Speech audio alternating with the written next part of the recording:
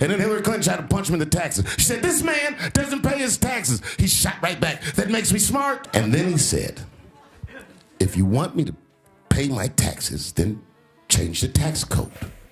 But I know you won't, because your friends and your donors enjoy the same tax breaks that I do. And with that, my friends, a star was born. I'll never forget watching the inauguration when Melania's smile instantly dropped to a frown the moment Trump turned away.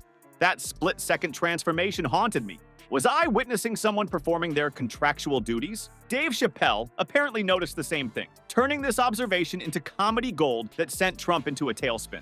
But beyond the jokes lies a fascinating story of image versus reality, and how one woman's body language might be telling us everything her carefully chosen words cannot. Before we move on, I'd like to ask you a small favor. If you appreciate this content, please take a second to like this video and subscribe to the channel. I mean, it's a MAGA hat, whatever, man. The thing that's scary about this presidency is after it. Trump's a wild guy. He's a wild guy. A lot of countries pitched in. Canada sent planes that helped us out, and Mexico sent firefighters. And Trump was like, make sure they leave when they finish. When he's running for president, he said this at a debate. He said the Haitians in Springfield, Ohio, were eating people's dogs and cats. That really upset me because I live in Ohio. In fact, what's up, Ohio? Over 98% of you watch the videos without subscribing. It costs you nothing, but it makes a huge difference to us. So did you click the subscribe button? Great, thank you so much. Now back to the video. Have you noticed how Melania Trump has practically vanished from the campaign trail?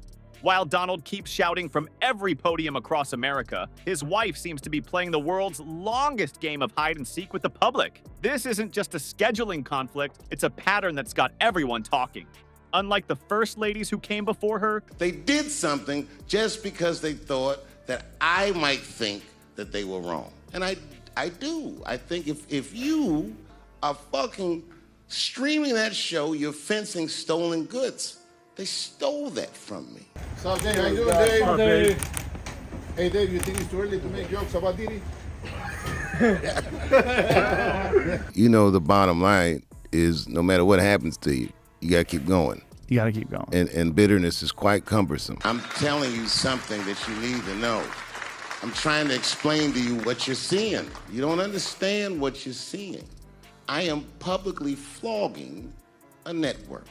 Melania has taken a dramatically different approach to supporting her husband's political ambitions. Michelle Obama was practically Barack's shadow, delivering fiery speeches that sometimes outshined his own. Hillary Clinton positioned herself as Bill's political partner, actively campaigning and discussing policy. Even the more traditional Laura Bush made regular appearances, standing loyally by George W.'s side at rallies and events. But Melania, she's turned absence into an art form.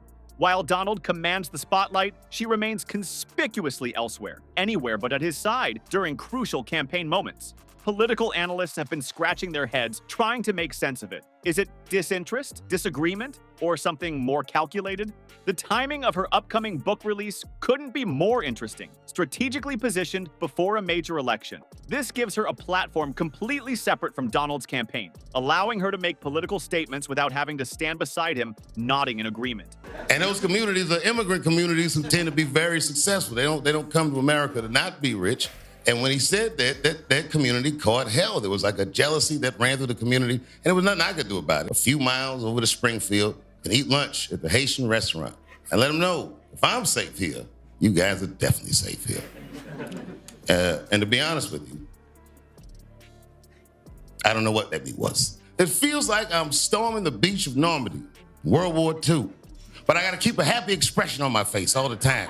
So imagine all the dangers storming the beach, but I still look like this.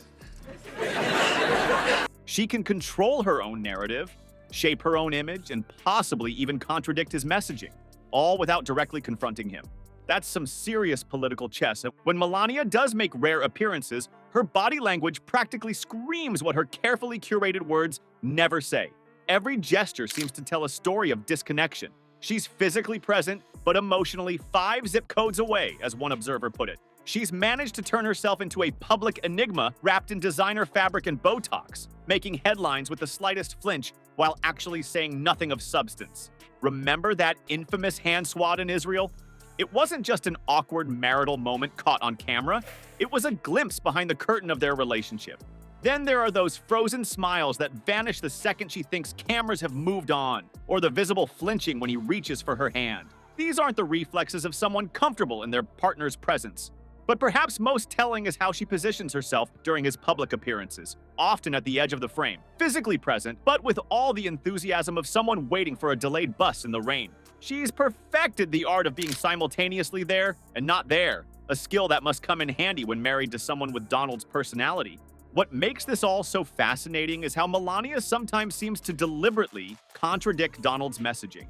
When he was thumping his chest about law and order, 20,000 Haitian immigrants were moved there by our government legally, and they pay market value for their rents, and they saved a lot of companies because they did jobs that the whites weren't doing. I live one town over from Springfield. Now, those of you who are from Ohio, I hope you know that's not what's happening in Springfield at all. What happened in Springfield is a lot of jobs went away. It's not that the whites couldn't do these jobs, but they were busy, doing other things.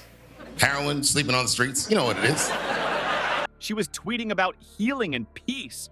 That wasn't a staff mix-up or messaging error. That was Melania making a choice to present a different voice. It suggests that behind closed doors, there might be more disagreement than unity. This contradiction is exactly why Dave Chappelle's joke landed so perfectly. He articulated what many Americans have silently observed, that this high-profile marriage has all the warmth and spontaneity of a business merger. The audience didn't just laugh because the joke was well delivered. They laughed because it confirmed what they've suspected all along. Melania's approach is actually brilliant when you think about it. By withdrawing her public support, she's undermining Donald's narrative more effectively than any critic could. She doesn't need to criticize him openly. Her absence speaks volumes. It's like the political equivalent of the silent treatment, and anyone who's been on the receiving end knows just how devastating that can be. In politics, optics matter enormously. Every presidential candidate wants their spouse standing proudly beside them, looking adoringly up at them while they speak. It creates an image of stability, support, and normal family values. When that image is conspicuously absent, people notice. They ask questions. They draw conclusions. And none of those conclusions particularly help Donald's campaign narrative. What's more powerful than attacking someone directly? Ignoring them completely. While critics exhaust themselves pointing out Donald's flaws, Melania simply isn't there. And somehow that absence cuts deeper than any critique could. It suggests that the person who knows him best chooses not to stand with him when it matters most. Dave Chapelle didn't just crack a joke. He ripped away the fancy curtain, hiding what many of us already suspected. While Donald parades around in his orange war paint and girdles, according to former aide Scaramucci, Melania's silence has become her superpower. Her physical recoil and enigmatic demeanor speak volumes that Trump's endless word salads never could. This isn't just a wife avoiding the spotlight, it's a woman whose body language consistently undermines the perfect couple fantasy team Trump desperately wants to sell. Her absence might be the most brutal political statement of this election. So when Melania makes those rare appearances, pay attention to what she doesn't say. Sometimes silence is the loudest protest of all.